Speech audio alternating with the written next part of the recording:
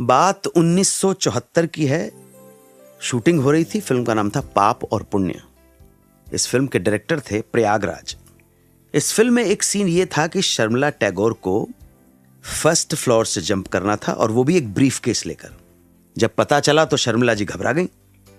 कोशिश की, सजेशन दिए कि थोड़ा सा सीन में बदलाव हो जाए, मगर बात मानी नहीं गई। जब कुछ भी नहीं हुआ तो उनके पास कोई उपाय नहीं था सिवाय इसके कि फर्स्ट फ्लोर से कूद जाए।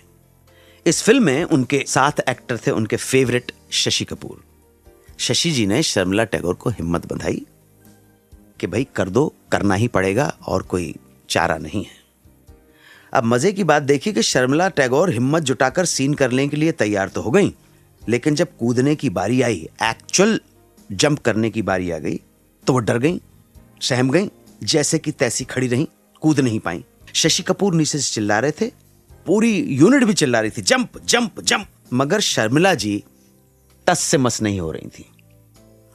डायरेक्टर को कट करना पड़ा।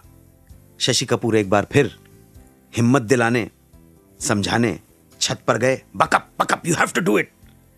शर्मिला से कहा कि डरो नहीं, तुम्हारी सेफ्टी के पूरे इंतजाम है। नीचे कार्डबोर्ड के बॉक्सेस के ऊपर गद्दे रख दिए गए हैं, तुम्हें कुछ चोट नहीं आएगी, और ये ज्यादा हाइट भी नहीं है, तुम बिल्कुल फिक्र मत करो, बस कड़ा इरादा कर लो, एक लंबी सांस लो और कूद जाओ।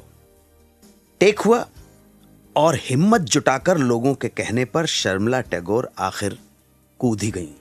सेफ्टी के सारे इंतजाम होने के बावजूद उन्हें इस सीन को करते हुए थोड़ी सी चोट लग गई। ये सीन तो किसी तरह से निपट गया, मगर उनके दिल में एक डर बैठ गया हमेशा के लिए, फॉर होल लाइफ। उन्होंने सोच लिया कि अब आगे से कभी कोई ऐसी फिल्म नहीं करूंगी जिसमें इस तरह की छलांग लगानी हो। कूदूंगी नहीं, फिल्म छोड़ दूंगी। इस घटना के कुछ ही दिनों बाद उन्हें दोबारा आत्माराम की फिल्म में कूदने का सीन मिला है। फिल्म का नाम था ये गुलिस्तां हमारा। इस बार उन्होंने पहले ही डायरेक्टर से साफ साफ कह दिया कि देखिए, कूदूंगी नहीं, भले ही मुझे आपकी फिल्म छोड़नी पड़े।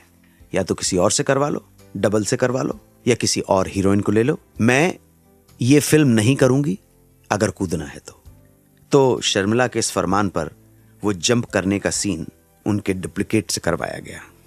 तो फिल्म पाप और पुण्य ही वो पहली और आखिरी फिल्म थी जहां शर्मिला टैगोर ने जंप किया था। इसके बाद उन्होंने ऐसे स्टंट करने से बिल्कुल इनकार कर दिया। वापस आकर बताऊंगा हेमा मालिनी की उस फिल्म के बारे में जिसको लेकर धर्मेंद्र के मन में एक खौफ, एक डर बैठ गया था। वो नहीं चाहते थे कि हेमा वो फिल्म करे। आप बस बने रहें हमारे साथ और सुनते रहें Suhana Safar with Anu Kapoor. 92.7 big FM पर आप सुन रहे हैं रेडियो का नंबर 1 शो सुहाना सफर विद अनु कपूर।